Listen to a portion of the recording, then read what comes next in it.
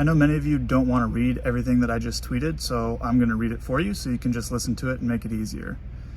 I'm addressing the story in the Washington Post. First, they opted not to include the full statements provided by my representatives. I wonder why. Here's the one they redacted.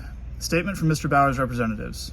Mr. Bauer unequivocally denies the false and defamatory allegations made in the Washington Post. Throughout our interactions, Gus Garcia Roberts has continued to ignore and failed to thoroughly investigate any information contrary to his intended narrative.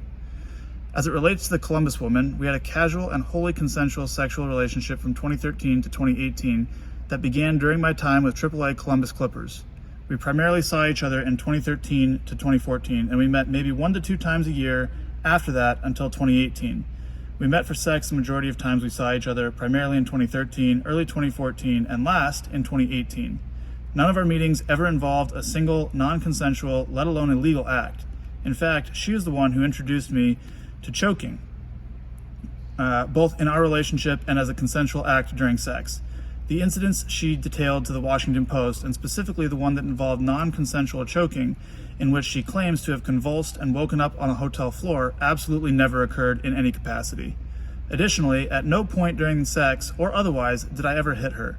Since 2019 alone, this woman has sent me 139 sexually explicit photos and videos in which she is self-performing various acts and self-penetrating with various objects, often saying things like, quote, "Wish this was you." Across hundreds of messages during this period, she also requested on numerous occasions the various acts which she now claims for the first time were problematic. For example, writing, quote, "Just fuck my ass and choke me, that's all I want," end quote, and, quote, "Will you fuck me with anal beads in? It would be fun to try, and I want you to film it," end quote. Given the explicit contents of these messages, I do not plan to share them in their entirety.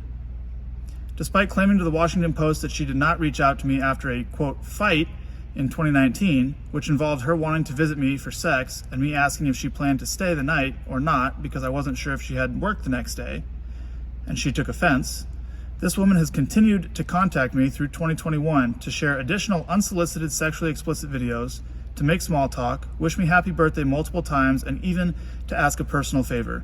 I had not responded to a single message since the non-existent, quote, "fight."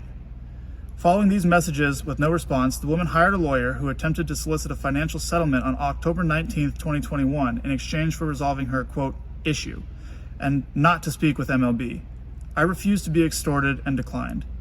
Upon Gus Garcia Roberts reaching out with the usual fire drill deadline, my representatives made him, his editor, and Washington Post legal counsel aware of a wealth of information contrary to what was alleged, and again questioned his motivations and the pattern of unethical conduct he has exhibited since July.